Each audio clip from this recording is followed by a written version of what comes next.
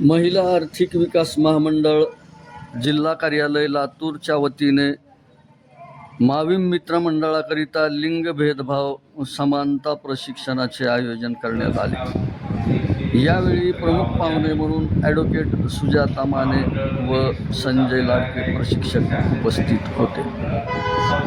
यावेळी जिल्हा समन्वय अधिकारी सोमनाथ लामगुंडे यांनी प्रस्तावित केले। महिलांचा विकास व्हावा, महिलांच्या काही अडीअडचणी आहेत, महिलांचे प्रश्न आहेत, त्याच्यासाठी वेगळं काहीतरी कोण काम करणारी एक संस्था असावी म्हणून मला वाटतं 24 फेब्रुवारी 1975 महिलांची विकास महामंडळाची स्थापना झाली आणि साधारणतः 1975 ते 2000 पर्यंत मग आम्ही वेगळी शासनाची ठेकेदारीची कामं करायचं, जे अंगणवाडीचा पोषक आहार असायचा, बाकी जी काही प्रशिक्षणादरम्यान काही प्रशिक्षणार्थी यांनी लिंग भेदभाव याविषयी आपल्या शंका उपस्थित केल्या, तसेच काही प्रश्न उपस्थित करून त्याची उत्तरे घेण्यात आली। ॲडव्होकेट सुजाता माने यांनी प्रशिक्षणार्थींना स्त्री अत्याचार व त्याविषयी कायदेशीर बाबी समजून सांगितल्या।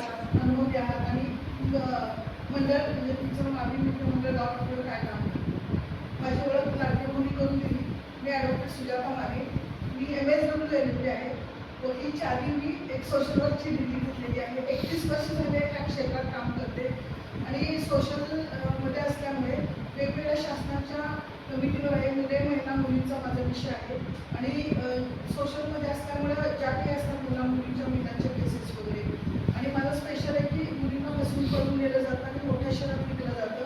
त्या संदर्भातलं काम आहे। कौटुंबिक हिंसाचाराचं कुठल्या यंत्रणा, कुठल्या हेल्पलाईन, कायद्यामध्ये काय बदल झाले, गावपातळीवर आपण काय काम केलं पाहिजे मी ते पण तुम्हाला सांगेन। एक मित्र म्हणून आपली भूमिका जबाबदारी काय आहे आणि सर्वात महत्त्वाचे जे आता शाळा कॉलेजमध्ये वातावरण होत आहे, ICC कमिटी प्रत्येक ठिकाणी अंतर्गत तक्रार समिती, निवारण नाही, ICC म्हणजे अंतर्गत तक्रार समिती, त्या वेगवेगळ्या शासनाच्या NGOच्या अशा आहेत, जवळजवळ कमिटीवर इंटरनॅशनल संस्थांसोबत आहे। हे माझं कामाचं स्वरूप आहे आणि आज मी सांगणार मी एकटी भाषण वगैरे असं करणार नाही, तर आपण संवाद साधतो। तर तुमचे बघितलं मी तुमचा अनुभव पण आहे आणि आपण जे बचत गटाचं मी पण काम NGOमध्ये समोर केलेले करणारे ते पाहिलेले आपण। पण आता एक आहे की लिंगभाव आहे आणि आता आपण लाडकी भाऊनी सांगितलं, लांबोडेसनाने सांगितलं की प्रस्तावनामध्ये आपण शिकणार आहे, पण माझं दोन्ही बाजू आहे।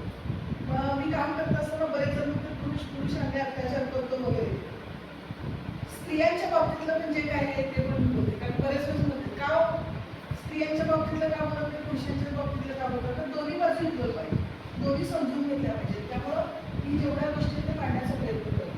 म्हणजे आपण जो विषय आहे ते आपल्याला सांगितलं लिंगभाव समानता, आपल्याला शिक्षणाची गरज का बरं समाजामध्ये वाढते, आपण जेवढी टेक्नॉलॉजी वाढते, जितकी टेक्नॉलॉजी वाढते तेवढा क्राईम वाढते, तेवढा कळ वाढेल, तेवढ्या गोष्टी आपण बघतोय। आपण जेव्हा 10 वर्षापूर्वीचा काळ बघितला होतं का असं होतं, पण हे एवढं बाहेर होतं का, एवढं विधारक चित्र होतं का की सरळ सरळ आपलं संस्था संघटनासोबत गेल्या अनेक वर्षापासून या प्रशिक्षणामध्ये संजय लाडके यांनी प्रशिक्षणार्थींना लिंग भेदभाव समानता याविषयी सखोल असे प्रशिक्षण दिले। आपला या ट्रेनिंगचं मूळ पण बनवलेलं आहे। त्या सम्यकसोबत पण मी तिच्या स्थापनेपासून हस्तालय जोडलेला आहे। सध्या पंचायत राज प्रशिक्षण केंद्रामध्ये मी लेक्चरर म्हणून काम करतो, जे पंचायत राज व्यवस्थेमध्ये निवडून आलेल्या लोकांना ट्रेनिंग देण्याचं काम करतो।